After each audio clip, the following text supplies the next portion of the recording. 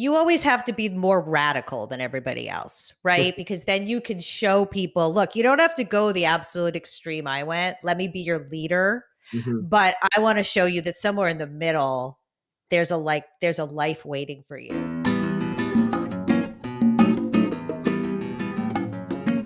Mike Savas has always been on the go. He spent 10 years on the road managing tours for mega bands like Bon Jovi, Katy Perry, Guns N' Roses, Janet Jackson, Rolling Stones, just to name a few.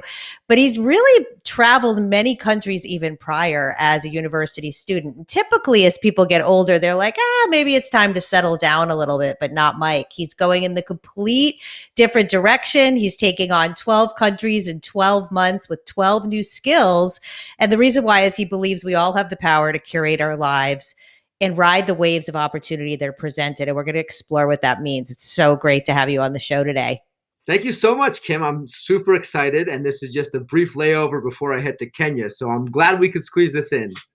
Well, that's great because that was my first question. I was going to say, where are you right now? But we've already established you are in your childhood home on Yeah, the way to Kenya. yep. Okay. I had So to stop by and see the parents real quickly, and I literally got bounced from the airport yesterday because my visa wasn't intact, and I rebooked it for today. So I have 3 hours before I'm on my 20-hour flight to Mombasa. So tell me, because we're going to get into later all the different things you've done in all the different countries. What skill are you going to learn in Kenya? I have special permission to become a conservation ranger for the next month. So they're consolidating 6 months of training down into 1 month for me, and I'll be protecting the animals out in the Serengeti. Wow, that is very, very exciting. You're probably going to see a little cross intersection of tourism when you're Yeah, out there. exactly. I mean, part of the thing is we'll be quite remote, and Kenya just got raised, I think, to a class 5 travel advisory. So I don't think there'll be many foreigners there doing tourist activities, but certainly dealing with the locals and any issues that could relate to poaching. That's very exciting. Now, when you toured with bands back in the day, I imagine your schedule wasn't really your own and it was difficult. What was the hardest part of being on the road back then, and what was gratifying about it? So the first time I got called to go out on tour, everything was exciting. The first time you go to Germany, the first time you go to France, it's all unicorns and rainbows, and your imagination really ramps up to an 11, if you will. So the first time through all of these markets was certainly exhilarating. The second time through, while still exciting, you kind of knew what to expect, so I felt a little bit more comfortable. By the third time, it was business as usual, and I was ready to see somewhere else and do something different. So even though the international travel was a lifelong dream and incredible, eventually it lost its magic that it originally held. And I'm someone that's driven by my verb or adjective is enthusiasm.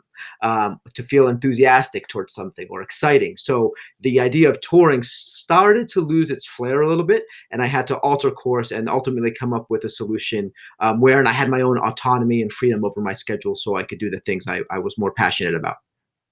That's amazing because that kind of got me into talking about this free time you have. There's this stigma that if we live these exciting lives, right? Like I was in the movie business, people are like, oh, that must be so exciting. You're on these film sets all the time. I'm like, first two times, you know what I mean?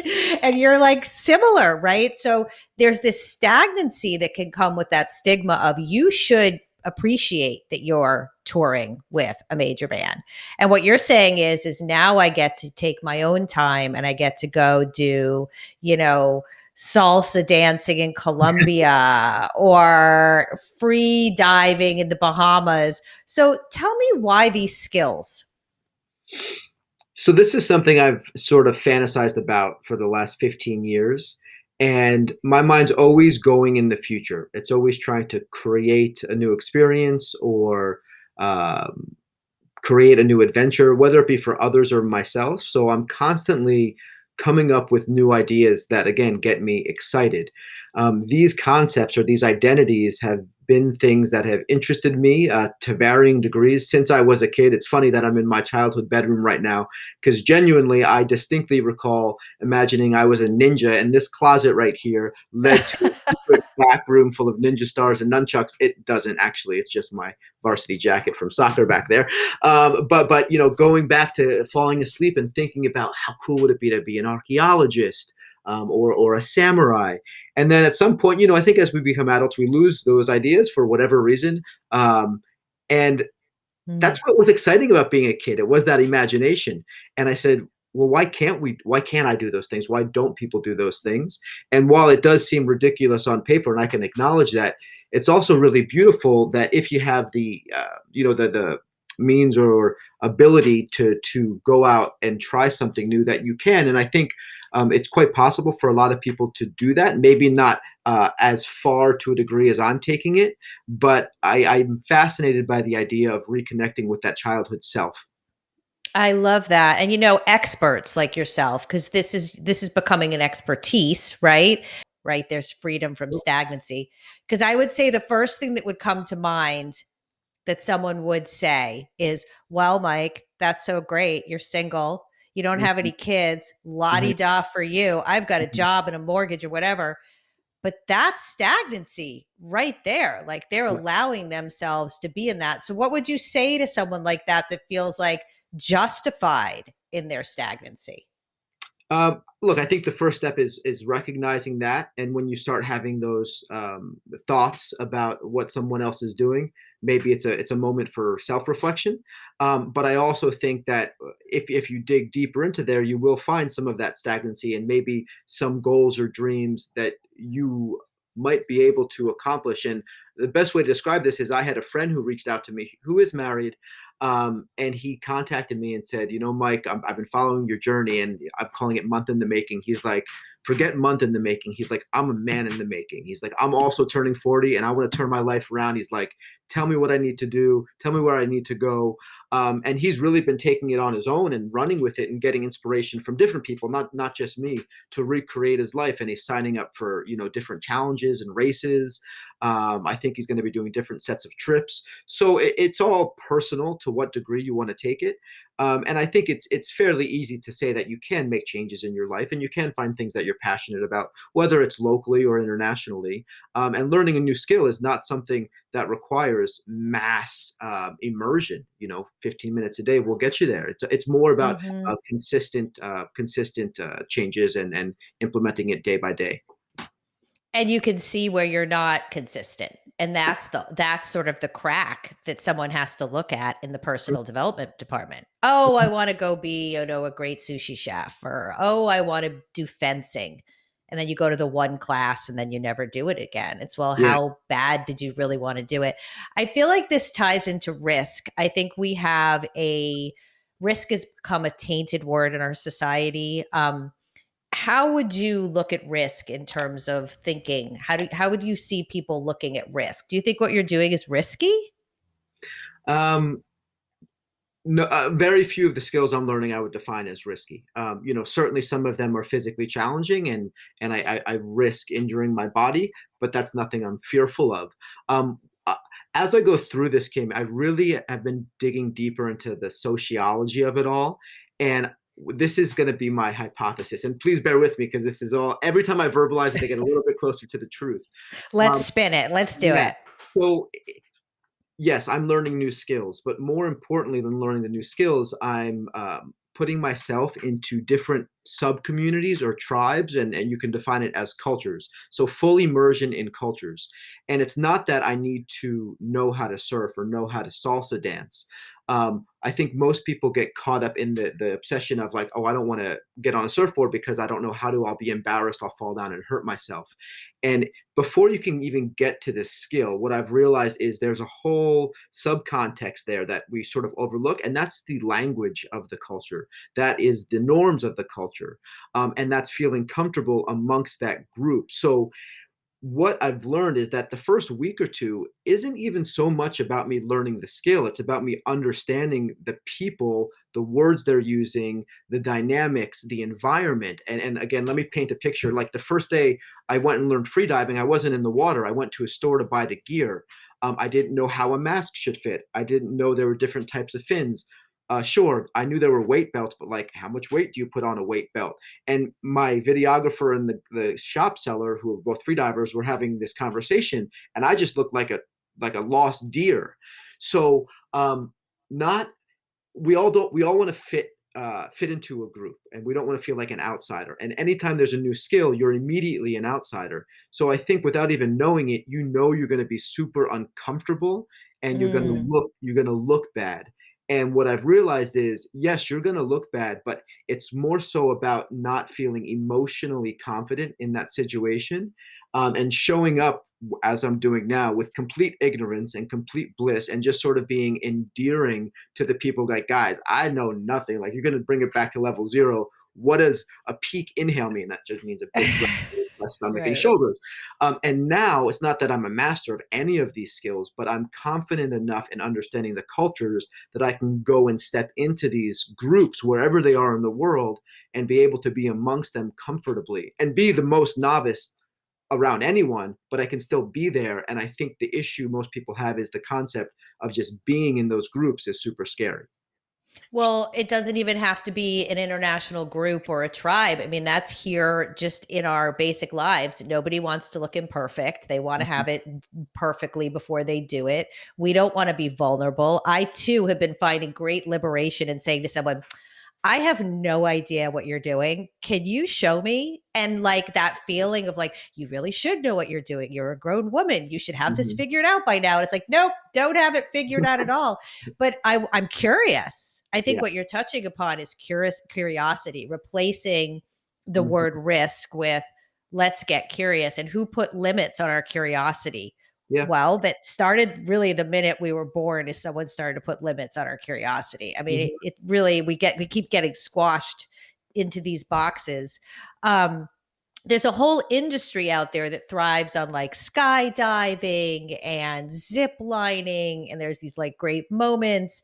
But I'm getting a sense from you that those are like, they don't really rip off the band-aid. They're just like little moments of excitement and thrill. They don't really put us into our heart. Where do you find your experiences land you in the heart place?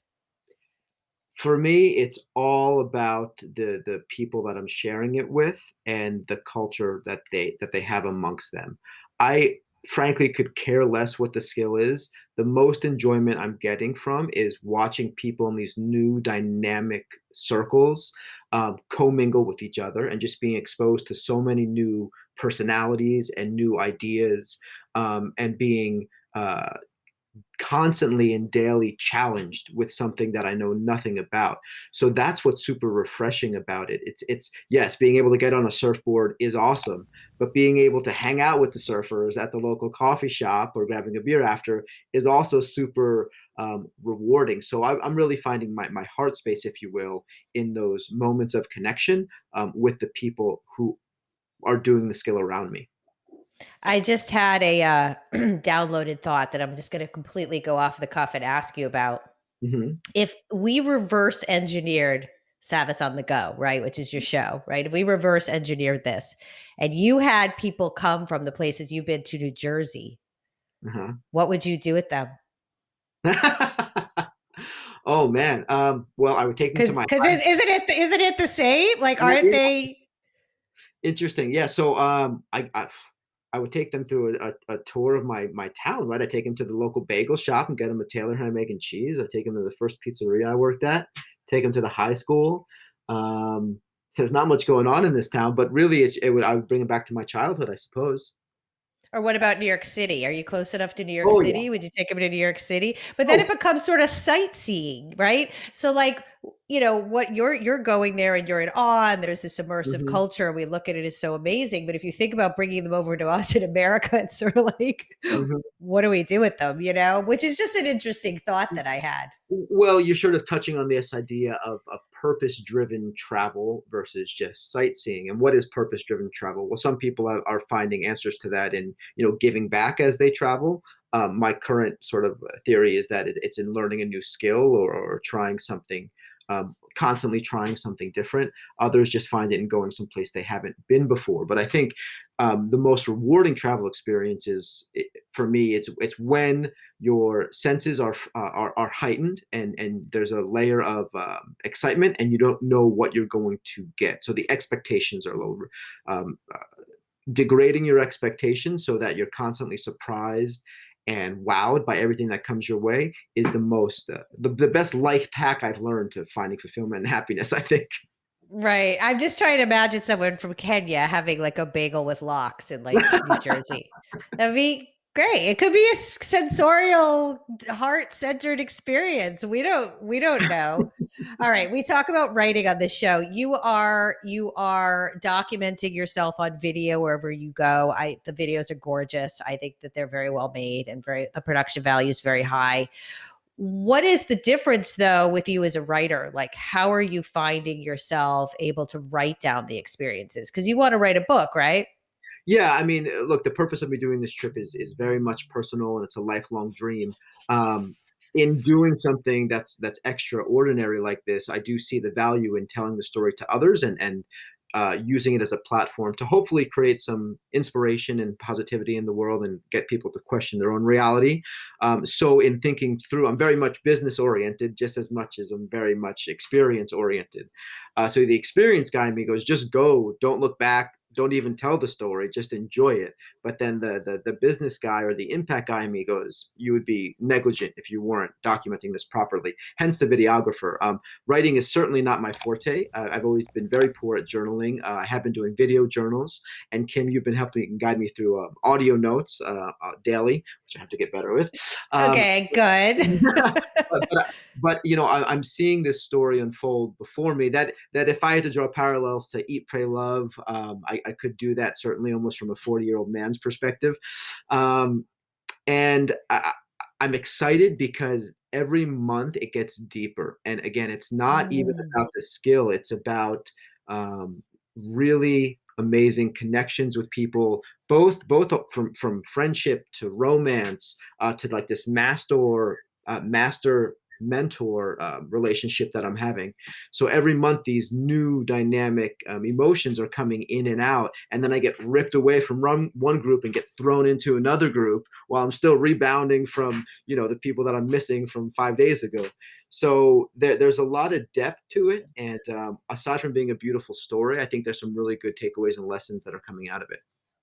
Oh my God, absolutely. It's like it is. I didn't read Eat, Pray, Love. I saw the movie a long time ago, but the male version of that on a deep level. And really what you're talking about, the emotionally still having one foot in one group and then already going into another group, and then the roller coaster of feelings that you're having, the longing, the missing, the connecting, Hmm. that really can only be caught in a book.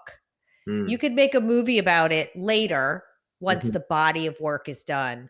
Um, but I feel like writing all that out is so important to get to the root of you as the main character, because you are the main character, you are the main narrator.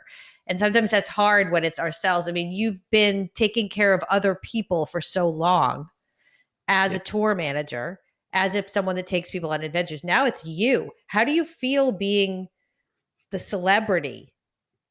It's definitely odd to change the role when I get on conference calls and talk about myself as if I'm the talent. I actually have a very, very difficult time with it. I have to, I've literally said to the people helping me, like, guys, I need your help. I'm not good at this part of it. If I had to make a decision for X artist, I could do it in a moment. When it's me, I go blank. So I don't like it. It's very uncomfortable. I love being in front of the camera. I'm very natural to that regard. But when I have to make decisions based around a personal brand that is I guess consumer facing, that's not me because I just want to show up as myself and do whatever I please, you know. So that's been tricky. Well, it's an important conversation because I can relate to you on that. I was always behind the camera, and now I'm in front of the camera, Hmm. and I did have that moment where who do I think I am to think I could be a Yeah. podcaster, have a talk show, whatever. But if you're called there and that's where you go and that's where you head and Hmm. that's where your direction and your path are, that's exactly. And if you look back in your childhood, I bet there were moments where you were front and center, big Oh, personality. certainly, certainly, no question about it. It's just I always want to put it out in a very authentic and purposeful way. And again, my biggest, I don't know if it's a fear, but I don't like creating this emotion of being jealous or being less than. So, and I know because when I see people traveling, I can feel that jealousy. So the last thing I want to do is make people go, oh, well, again, great for him. I can't do that, and bring them lower in their emotional, personal tone.